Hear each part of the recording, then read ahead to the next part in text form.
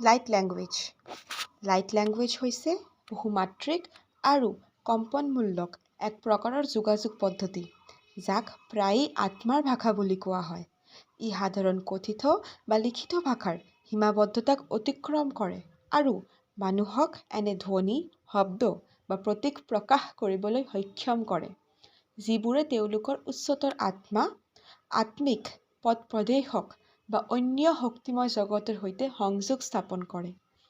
এই পবিত্ৰ প্ৰকাশভংগী সুস্থতা লাভ, নিজৰ কম্পন বৃদ্ধি, নেতিবাচক শক্তি পৰিষ্কাৰ কৰা আৰু উচ্চতৰ সচেতনৰ সৈতে সংযোগ স্থাপন কৰিবলৈ ব্যৱহাৰ কৰিব পাৰি। লাইট লেংগুৱেজক এটা বাদ্যযন্ত্ৰ বজোৱাৰ সৈতে তুলনা কৰিব পাৰি, কিন্তু ইয়াত আপোনাৰ কণ্ঠই হৈছে সেই বাদ্যযন্ত্ৰ। ইয়াক সাধাৰণ অৰ্থত বুজিবলৈ উদ্দেশ্য কৰা নহয়, কিয়নো ইয়াত নিৰ্দিষ্ট অৰ্থ বা শব্দ নাথাকে। ইয়াৰ পৰিৱৰ্তে ই ফ্ৰিকুৱেন্সিৰ জৰিয়তে যোগাযোগ কৰে, অৰ্থাৎ কম্পন আৰু শক্তিৰ মাধ্যমে, যাক বৌদ্ধিকভাৱে ব্যাখ্যা নকৰি অনুভৱ কৰিব লাগে।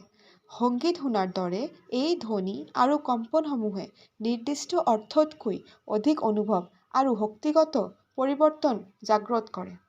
লাইট লেংগুৱেজ পৰম্পৰাগত শিক্ষাৰ জৰিয়তে শিকিব পৰা নহয়, বৰঞ্চ ই ভিতৰৰ পৰা উদ্ভূত হোৱা এক আত্মিক বা শক্তিগত উপহাৰ হিচাপে সক্ৰিয় হয়। ইয়াৰ জাগৰণ অন্তৰ্নিহিত আত্মিক প্ৰস্তুতিৰ সংমিশ্ৰণৰ ওপৰত নিৰ্ভৰ কৰে আৰু বাহ্যিক শক্তিগত সহায়ৰ সৈতে। ই এক প্ৰকাশমূলক কোড বা ফ্ৰিকুৱেন্সি যিয়ে মনৰ সীমাবদ্ধতাক অতিক্ৰম কৰি পোনপটীয়াকৈ আত্মা আৰু ডিএনএৰ সৈতে কথা পাতে। লাইট লেংগুৱেজৰ প্ৰেৰণ প্ৰক্ৰিয়াত সচেতন বুজাবুজিৰ তুলনাত ধ্বনি আৰু কম্পনক অধিক গুৰুত্ব দিয়া হয়। সেয়া মৌখিকভাৱে হওক, লিখিত ৰূপত হওক বা অংগভংগীৰ জৰিয়তেই হওক। ই শক্তিক উচ্চতৰ ফ্ৰিকুৱেন্সিলৈ স্থানান্তৰ কৰি কাম কৰে, যাৰ ফলত মানসিক, আত্মিক আৰু শাৰীৰিক স্তৰত সুস্থতা লাভ সহজ হয়। ই সুপ্ত শক্তিসমূহ সক্ৰিয় কৰে আৰু মানুহক সাৰ্বজনীন তথা দিব্য শক্তিৰ সৈতে সংযোগ স্থাপন কৰায়।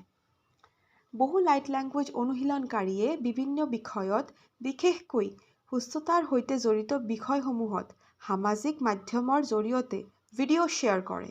মানুহে ব্যক্তিগত সমস্যাৰ ক্ষেত্ৰত প্ৰায়ে তেওঁলোকৰ পথ প্ৰদৰ্শন বিচাৰে।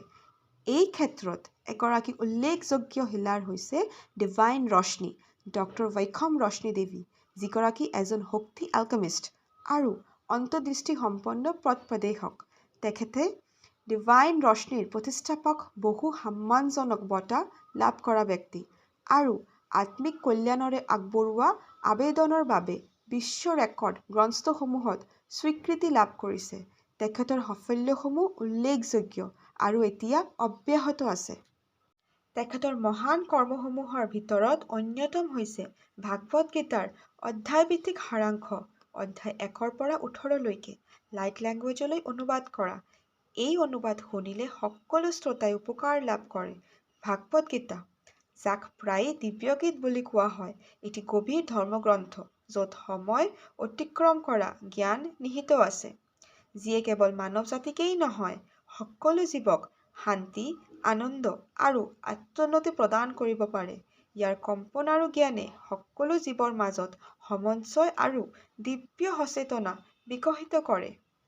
এই সত্যটো স্বীকাৰ কৰি যে একেই দিব্য উপস্থিতি মানুহ, প্ৰাণী অথবা আন যিকোনো সৃষ্টিৰ ব্যাপ্ত হৈ আছে। নৱজাত শিশুৰ বাবে গীতাই অন্তৰ্নিহিত শান্তি আৰু মানসিক নিয়ন্ত্ৰণৰ শিক্ষা দিয়ে, যাৰ ফলত আৱেগিক নিৰাপত্তা আৰু আত্মীয় বন্ধনৰ বাবে প্ৰয়োজনীয় এক শান্ত আৰু স্নেহময় পৰিৱেশ সৃষ্টি হয়। ধ্বনিৰ কম্পনসমূহে শিশুৰ শ্ৰৱণেন্দ্ৰিয় আৰু মস্তিষ্কৰ স্নায়ুসমূহ উদ্দীপিত কৰে, যাৰ ফলত এক শান্ত, যত্নশীল পৰিৱেশ গঢ় লৈ উঠে আৰু জন্মৰ পৰাই তেওঁলোকৰ সামগ্ৰিক বিকাশৰ বাবে এক আত্মিক আৰু নৈতিক ভেটি প্ৰদান কৰে। মই ডিভাইন ৰশ্নিৰ ভৱিষ্যত প্ৰচেষ্টাসমূহত অবিৰত সফলতা কামনা কৰোঁ। ঈশ্বৰে যেন তেখেতৰ ওপৰত অপাৰ আশীৰ্বাদ বৰ্ষণ কৰে আৰু সকলোৰে কল্যাণৰ বাবে এই মহান কৰ্ম অব্যাহত ৰাখিবলৈ তেখেতক প্ৰেৰণা দিয়ে।